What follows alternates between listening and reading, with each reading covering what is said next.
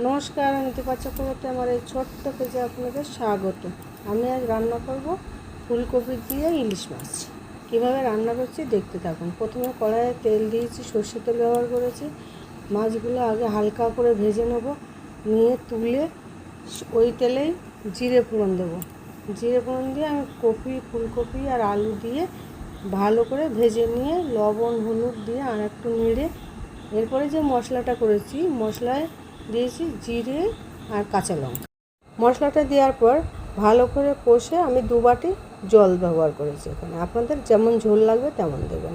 বেগুন ইলিশ, সর্ষে ইলিশ, ভাপা ইলিশ এসব খেতে খেতে যখন আর ভালো না লাগতো, তখন আমার শাশুড়ি মা এইভাবে রান্না করতেন। তাই আজকে আমি রান্না করলাম। ঝোলটা ফুটে উঠলে একে একে ইলিশ মাছগুলো দিয়ে দেবো। দেওয়ার পর খানিকক্ষণ ফুটতে দেবো। ফুটে উঠলেই তৈরি ইলিশ মাছের ফুলকপি আলুর ঝোল। কেমন লাগলো আপনাদের? যদি ভালো লেগে থাকে অবশ্যই জানাবেন। ধন্যবাদ বন্ধু।